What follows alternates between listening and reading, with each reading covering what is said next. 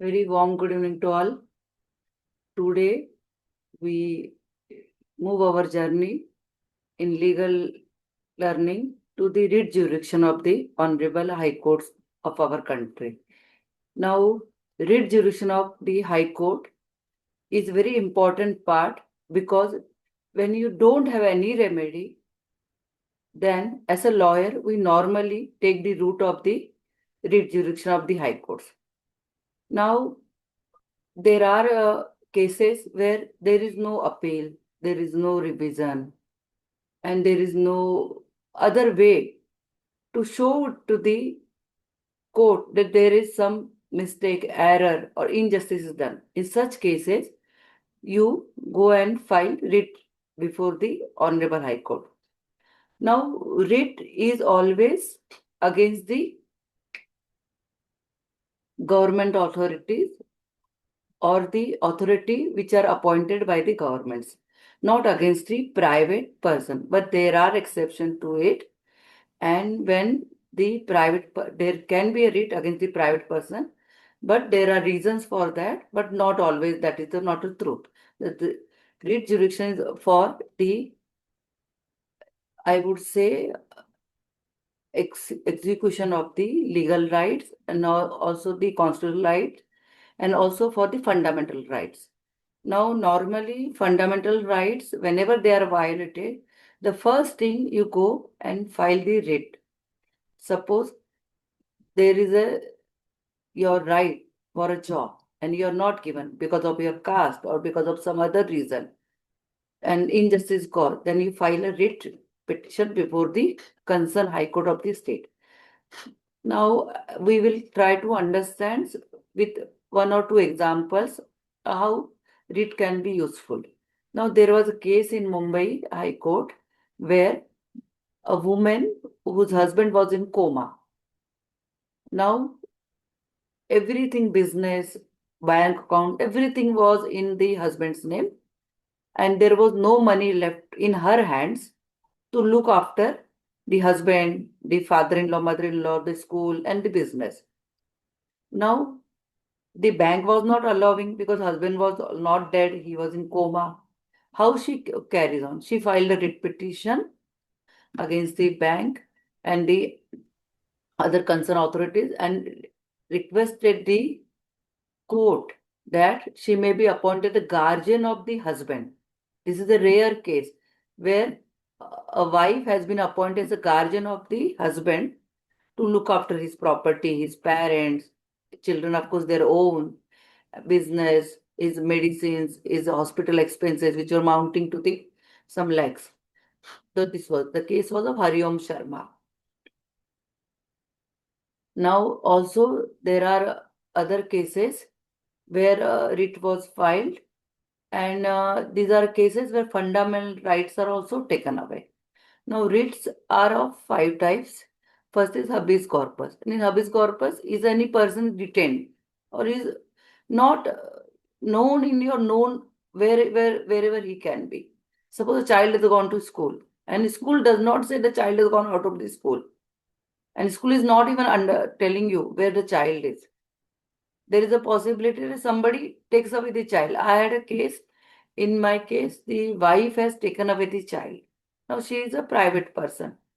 Still, the habeas corpus writ was maintainable because she has taken the child, her whereabouts, her child's whereabouts were not known for over 11 months. I filed a writ before the Bombay High Court, and the Bombay High Court was kind enough to grant me writ of habeas corpus to produce the child because I made a submission that for 11 months there is no connection. Even her parents were telling we do not know where the child is.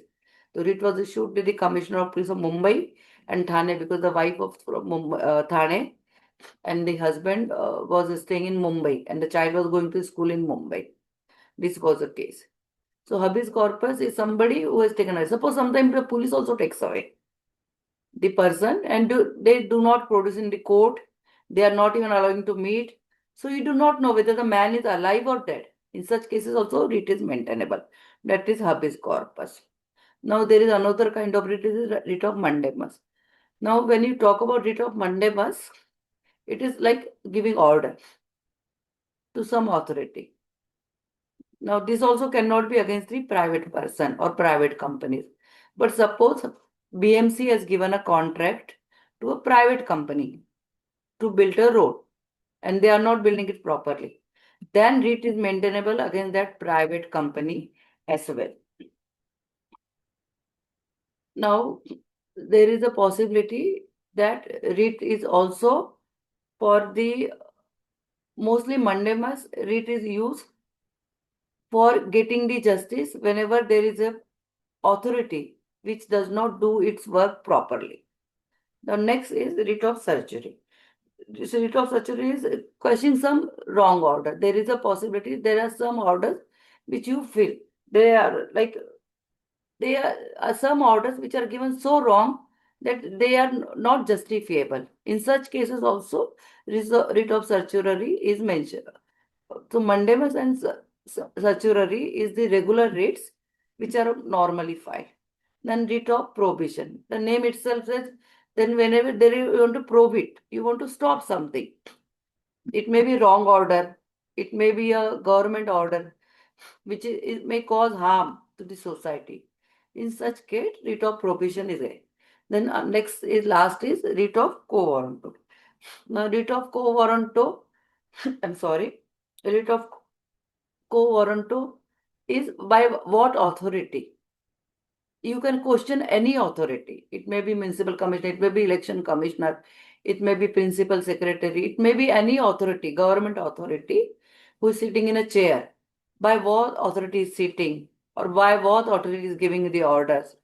Suppose the election commissioner is appointed and there is a possibility that he has given some wrong orders or he is appointed wrongly. Then also such kind of writ of by what authority is appointed. Uh, I'm sorry for the, I have a lot of cold today. So writ of quo warranto is also issued.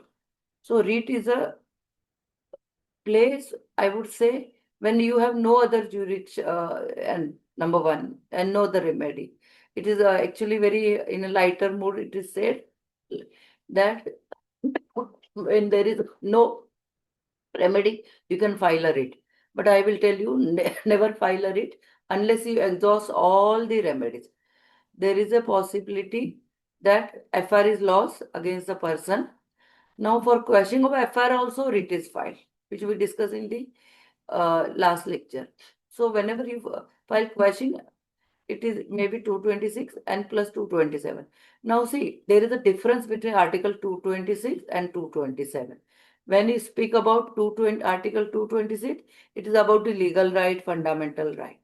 When you speak about the Article 227, it is superintendent's power of the or supervisory power of the High Court over the all the subordinate courts. Now, what happens whenever subordinate courts passes any order which you as a litigant feel is not correct order, in those cases you file a Article 227. Now, when you file under Article 227, they read what happens. Any petition filed under Article 227, sometimes they also add Article 226 because any injustice is done. So, there are cases where Article 220, 227 are put together, but not in all the cases. I had gone to Ranchi High Court, I think. I met a clerk. I asked him, here the writs are filed Article 220 or 20. Well, no, if it is 226, 226 or 227. Here, I have seen lawyers putting both the articles together, which is not right. You have to find out which article is applicable to your petition. If you give both the judge will have an impression he or she lawyer do not know the difference between Article 226 and 227. So it's a very wider topic and it's very useful to the lawyers because in your career you will always come across where you have to file a writ, and writ is the most important part of any lawyer's career. And there are many cases where because of writ jurisdiction laws are framed, and there are also cases where wrong orders were stopped under it. There are cases where the court has taken suo motu cognizance and taken it as a PI, public interest litigation, which is also kind of a writ, but public interest in the interest of public interest litigation. These writs are also very important. So always remember that filing a writ is the easiest job, but you should point out the reason behind filing the same. Next, we go to the reading of the judgment. Ramesh ji will be reading it today.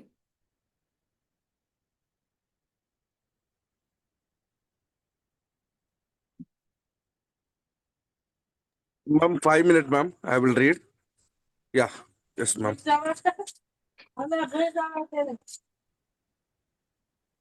Can you please share, ma'am?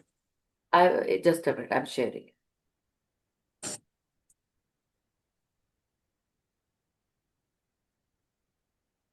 Just a minute. It's a judgment from Karnataka High Court. G. Varadaraja was a Union of India. Ramesh ji, you can start from here. From petitioner, ma'am. Right, right. Petitioner, a party in prison, is Person. knocking at the door of a writ court of assailing the constitutional validity of section 378 subsection 4 and section 394 subsection 1 of the Code of Criminal Procedure 1973. Going by the haphazard structure of the petition and equally haphazard submission made by the petitioner, this court gathers an impression that his essential grievance happens to be against the statutory abatement of criminal proceeding on the death of accused.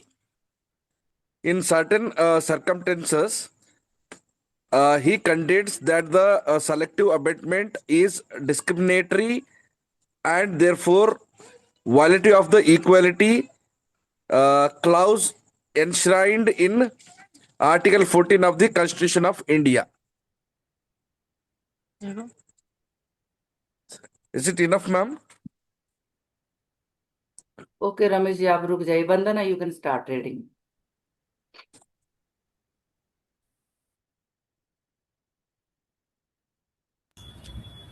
After service of notice, the respondent number 1 and 2, that is Union of India, has entered appearance through its senior panel counsel. Similarly, the third respondent, Principal Secretary of the State Government, is represented by the learned AGA. Both the counsel appearing for the respondents resist the writ petition, making submission in support of constitutionality of the impugned statutory provisions, contending that these said provisions have been there since more than a century in one of the other form, and perimetria provisions do obtain in all civilized jurisdiction. They also submit that there is a strong presumption of constitutionality of legislations for rebutting which no case is made out. They also find fault with the petition in which none from the side of the deceased accused is arrayed as a party.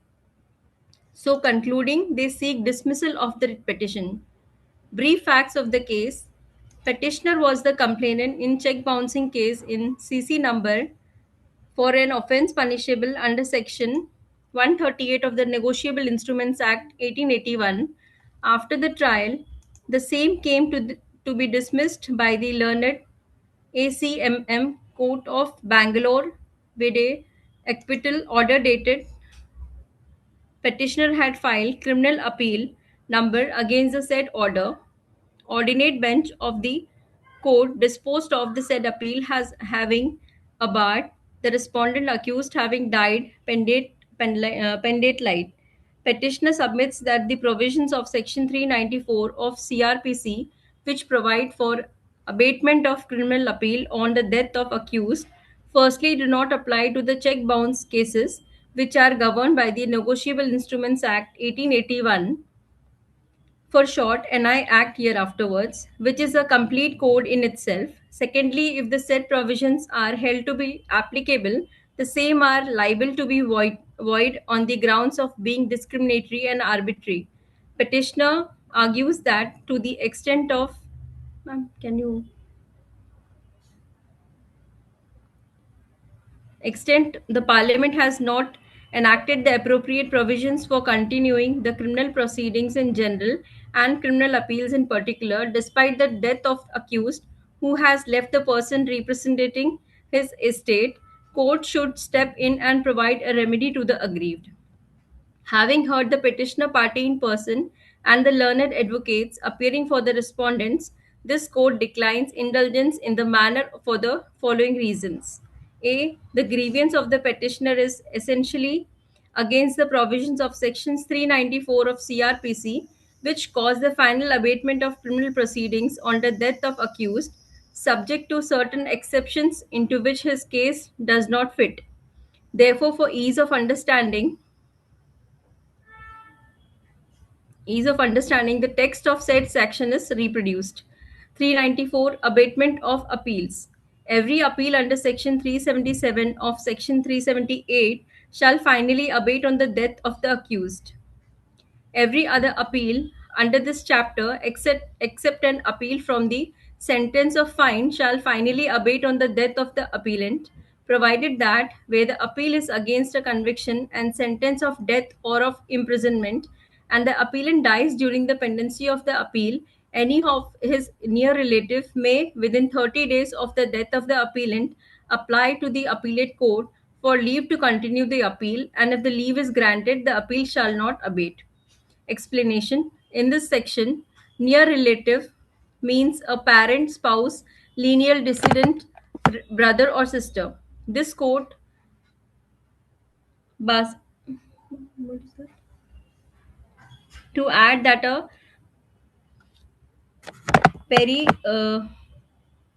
perimetria provision have been there even in the Code of Criminal Procedure 1898, which had the following text. 431. Every appeal under Section 411A, subsection 2 or Section 417 shall finally abate on the death of the accused, and every other appeal under this chapter, except an appeal from the sentence or fine, shall finally abate on the death of the appellant. B. Focus, Focal point of all the actions of criminal law is the person offending, so that as long as he is alive, he avails for trial and punishment.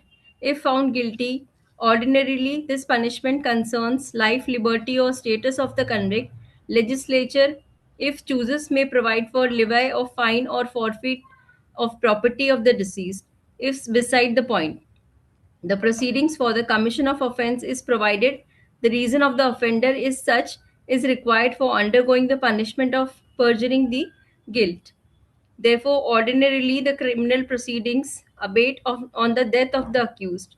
On the death of the complainant, the legal heirs of the deceased complainant can move an application under Section 302 of 1973 Code of prosecute the check bounce case Chand Devi Daga versus Manju Khumalani does not come to the aid of the petitioner in as much as the prosecution is of the offender, and therefore it can continue despite the death of the complainant. Legal system is more civilized jurisdiction operate with the premise that personality of an individual criminal appeal number 1860 of 2017 disposed of on 311 2017 begins with birth and ends with death. In certain systems, personality may be assumed even for a child in the womb is not much relevant. If birth is necessary to create right, so death is general ends right. In English law, to the libel, the dead is not an offense. The dead have no rights and can suffer no wrongs. Rights. G.W. Patten 22. In Roman law, and heir could sue for injuria if an assault was offered to the body of deceased as a funeral, and similarly an action for injuria lied if the same of one's deceased father was stoned. It is relevant to advert the observations of the Honorable Justice Hridayullah.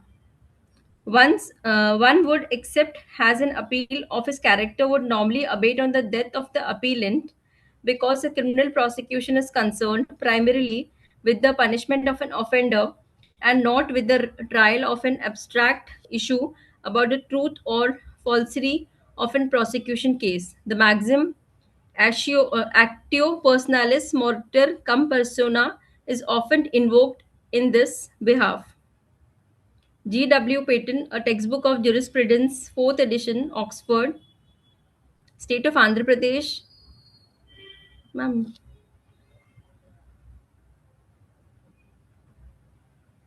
It is pertinent to refer to a decision of U.S. Supreme Court in Durham versus United States, which recognizes the doctrine of abatement ab initio on the death of accused or convict pendants criminal proceedings, including appeals. The court observed as under the status of abatement caused by death on direct review has recently been discussed by the Court of Appeals for in the Eighth Circuit in Crooker versus United States. In reviewing the cases, that court concluded that the lower federal courts were unanimous on the rule to be applied. Death pending direct review of criminal conviction abates not only the appeals but also all proceedings had in the prosecution from its inception. Similarly, the Supreme Court of Queensland in R versus Carido Para 13 observed as under, the provisions concerning appeals against sentencing seems consistent with the same conclusion. Upon the death of an appellant who was sentenced to imprisonment, the statutory remedy of quashing the sentence and passing a different sentence in substitution, therefore, would be meaningless. The right of appeal against a sentence of imprisonment and the court's power to make orders in such a case could not survive the appellant's death. Thus, the provisions of law such as Section 394 of Code of Criminal Procedure 1973, providing for abatement of proceedings, are universal and time tested. The policy of the state, as enacted in state statutes which provide for the final abatement of appeals on the death of accused, are animated with legislative wisdom and logic. It is a matter of pure legislative policy that death of the accused should put an end to criminal proceedings. Therefore, the said provisions cannot be voided. Thank you, Vandana. Now I'll move to the vocabulary. Vocabulary. Today the words are done by Vishaka from my office, one of my colleagues.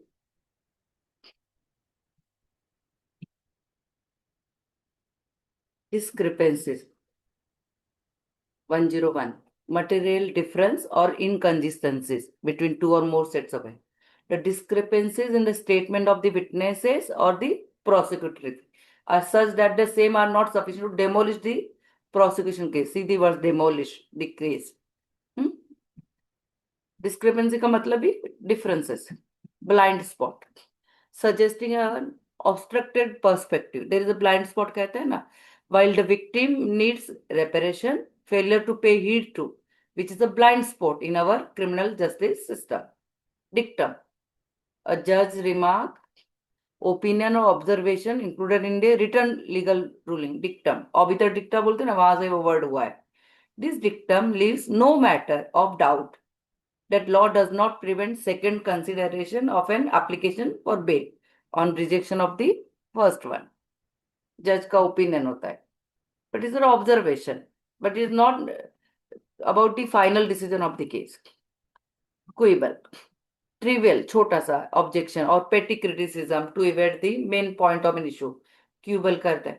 Therefore, petty quibbles, trifling differences are general and should not be exaggerated and blown out of proportion to destroy the marriage. Mostly matrimonial dispute में quibble use करते हैं. Dislodge. To forcefully remove, dislodge करना, remove करना. DW3, defense witness 3, Balram have been able to dislodge the cogent and consistent testimony of the testimony deposition. Court के सामने जो बोलता है of the prosecuting witness. One more sentence. These contradictions do not in any way dislodge the strong evidence of the eyewitness account.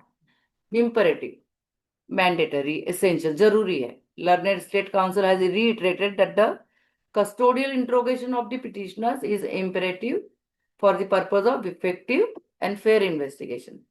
Truncate, shorten, trunk करना, छोटा बनाना, और cut off prematurely. It is advisable to truncate the or snip. Snip का भी meaning same होता है. The proceeding save valuable time of the courts. Truncate, snip the arguments भी बोलते कभी कभी.